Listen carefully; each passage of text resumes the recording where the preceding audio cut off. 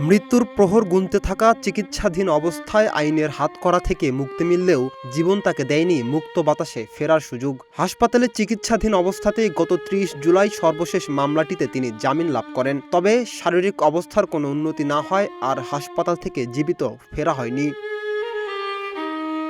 বলছিলাম, আইনের হাতকড়া হাতে হাসপাতালের শয্যায় মৃত্যুর সঙ্গে দীর্ঘ লড়াই করা পটুয়াখালী জেলার আওয়ামী লীগের সদস্য ও সদর উপজেলা পরিষদের সাবেক ভাইস চেয়ারম্যান মোহাম্মদ মিজানুর রহমান মনির খানের কথা। যদিও সমালোচনা এবং পরিবারের দাবির প্রেক্ষিতে হাতকড়া খুলে দিয়েছিল প্রশাসন, তবুও জীবন যুদ্ধে ফিরতে পারলেন না এই আওয়ামী লীগ নেতা।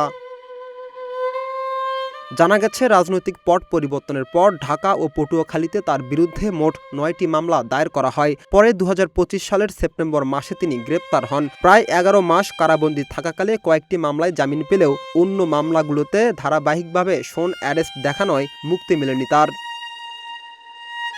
পরিবারের দাবি, কারাগারে থাকা অবস্থায় গত ৯ জুন মস্তিষ্কে রক্তক্ষরণজনিত স্ট্রোকে আক্রান্ত হন মনির খান। পরে তাকে ঢাকা মেডিকেল কলেজ হাসপাতালে ভর্তি করানো হয়। শারীরিক অবস্থার অবনতি হলে ১৪ জুন আইসিইউতে, এরপর ২ দিন পর লাইফ সাপোর্টে নেওয়া হয়। চিকিৎসাধীন অবস্থায় গত ৩০ জুলাই সর্বশেষ মামলার জামিন পেলেও শারীরিক অবস্থার কোনো উন্নতি হয়নি। শেষ পর্যন্ত হাসপাতালের শয্যাতেই মৃত্যুর কাছে হার মানেন তিনি। মৃত্যুর পর পটুয়াখালী সদর উপজেলা মাঠে তার জানাজা অনুষ্ঠিত হয়। জানাজা শেষে পারিবারিক কবরস্থানে এই আওয়ামী লীগ নেতার দাফন কাজ সম্পূর্ণ হয়েছে।